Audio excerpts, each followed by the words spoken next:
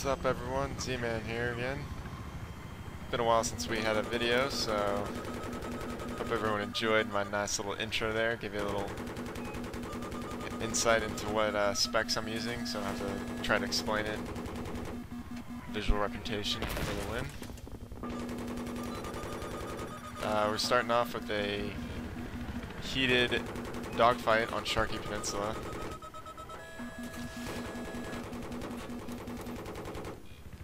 If you notice, instead of firing both missiles, I waited the first time because he was too far away, but as he got closer, there's no reason to not just fire both of them, since countermeasures usually don't work that close up, so you'll see that he really had no chance.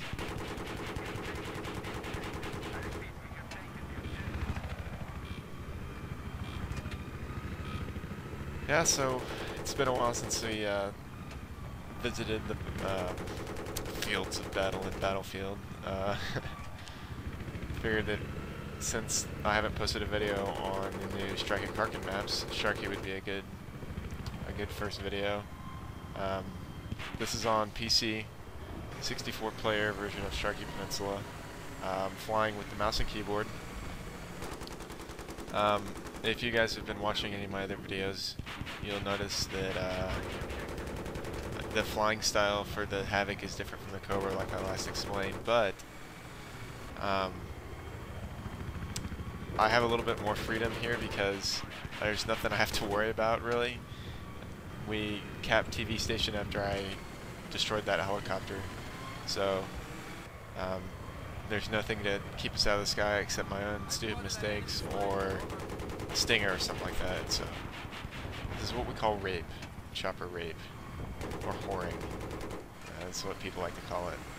But it's their own fault for losing the flag. And if you have a good chopper, pilot, and gunner, then they pretty much win the entire game by yourself. So the ticket discrepancy, you'll notice right now we're down by 20 tickets. This is Conquest Assault, which is a little different from regular Conquest. If you just been playing vanilla BF3 maps, you'll notice you see that each team has their own base or whatever, and you have to go cap the flags. There's nothing that's already capped. While in Conquest Assault, you have an attacking and defending team basically. As Russian, you start off on the attacking team. You start off with no flags. The U.S. has all the flags, and you have to take them from them. But the Russian side has an uncap, so if you can't get any flags, there's nothing like the ticket bleed will be large, but you won't get capped out. But just the opposite. The U.S. has no cappable. Or has no uncaps, so you can cap the U.S. side out and end the game early if you cap their flags and kill everyone. So enough of the background there. We'll get back into the chopper action here. I've changed my mini map from the zoomed in version. I've gone to, you can see in the left corner, it's more the zoomed out, so I can get a better feel of the map. And Gunner here is using the guided missile, I think. I should have started shooting earlier there, but I didn't. He still got the driver kill for it. I think he tried to bail out, but the missile killed him. Finish off the tank here. You'll see that I'm using this road right here to kind of take cover from stingers and stuff. Like I said in all my other chopper videos, you don't want to fight, especially there's no way you're going to find the one infantry that's trying to lock onto you, so just run away. I mean, that's what you should do. There's pretty cool there if you just noticed. I think that building collapsed on those people, and I got 2 kills for it. Gotta love that. Oh, little bump. Got those big old wheels though, we're good. Like I said earlier in the video, the flying style is the same even though we're on a more open map. I can still use the terrain to my advantage like I was just talking about.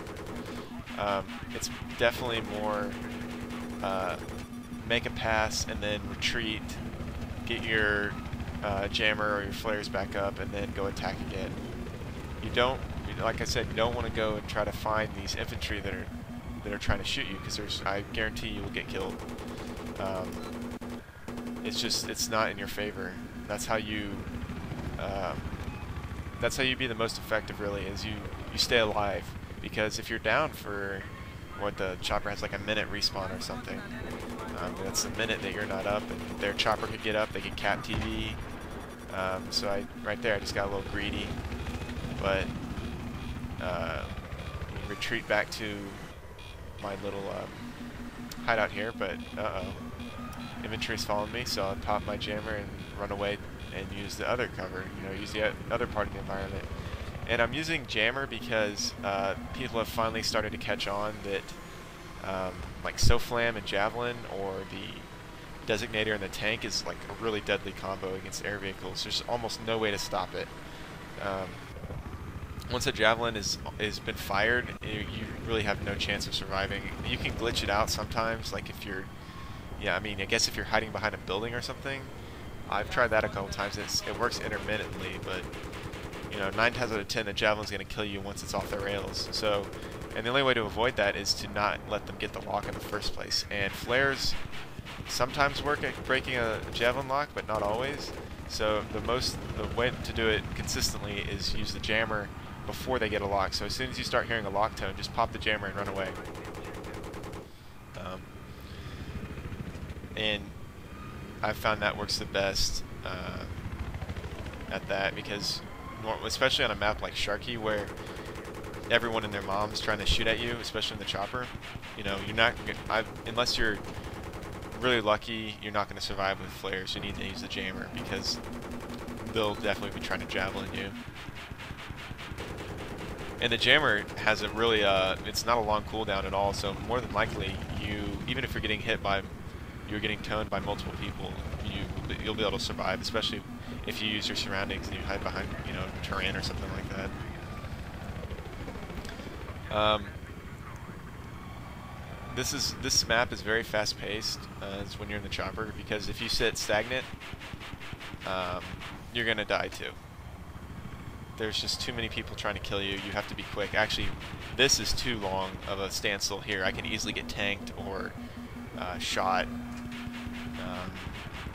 But we don't want to lose TV here. That's why I was kind of sitting around. I finally called it quits there. I almost died trying to get out. I think we get hit. Maybe not. Oh, see, so that you can see the cooldown on, or the recharge rate on the jammer is pretty fast, so you can use it multiple times in your escape. You can try a couple different things to sort of get a handle on where a lock's coming from, so you can isolate it and maybe stay away from that area, or try to go kill a person.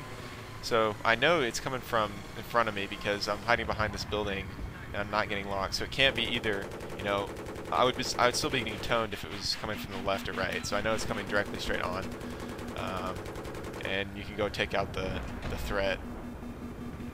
They're actually capped out right now. We're trying to kill them. I think they kept the flag back though.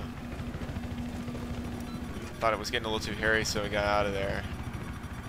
Like I said, this is the key to staying alive. You'll get just as many kills if you're trying to, if you're getting lucky and staying in the heat of things. But just do the safe thing. I thought I saw someone here. That's why I was kind of loitering, an infantry going up to TV, but didn't see anything. So we'll circle back around to F. Still getting locked. DPV below us, but so it's most likely probably coming from construction site because I'm hiding over here. I'm not getting locked.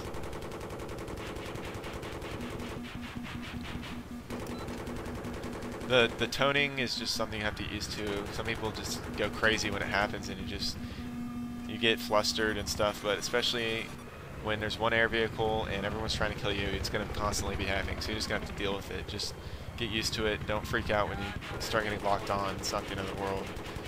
You just have to be smart about it.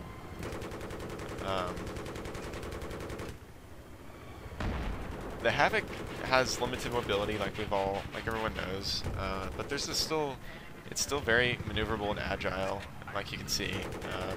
Just takes a little practice to get used to. It's not as forgiving as the Cobra, so like if you kind of try to dive in and don't realize that it doesn't have the climb rate that the Cobra does, you can be in some trouble. But other than that, they're pretty mirrored. The Cobra is a little skinnier, has a smaller profile, makes it a little less of a target for like a tank or something. But and then the only other obvious difference I know of is in one of the recent patches they changed the way the Cobra targeting system works. And I'll make a video on that too. That's something I've planned for. Basically, like where your crosshair is isn't where the rockets are going to go for the pilot. They kind of have there's a pretty big deviation from where you fire, or from where you aim and where the rockets land. And maybe that's like a ninja nerf to the Cobra to make it a little, more on par with the Havoc. But I don't know. I'll make a video about that though too. So got tanked right there, tank shell. But don't bail out just because you're on fire. You can definitely repair yourself. Always spawn NG. Don't run anything else except NG in vehicles. See, my gunner didn't bail out either. Had some trust in me.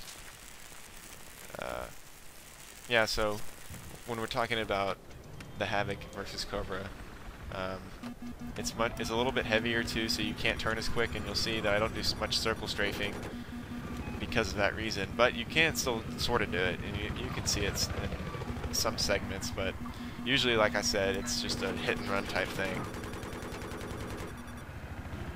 Hit and run and hide, and then go get your flares or your jammer back. So this guy's right on the mountain here. I switched to third person so I can see where that rocket's coming from.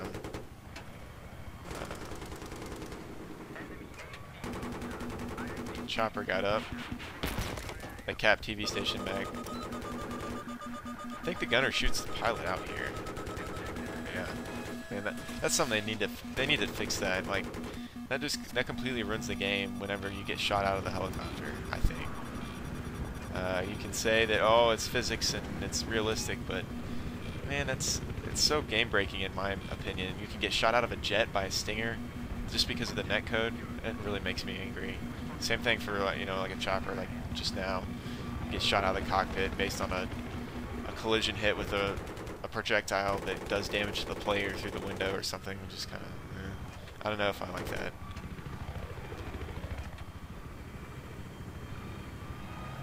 Let's see, what else am I forgetting about here?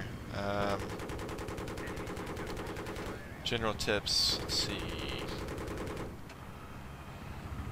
Yeah, I think we pretty much covered it. That was pretty much a full run there until the round ended, so stay tuned, more videos to come. Subscribe, thanks.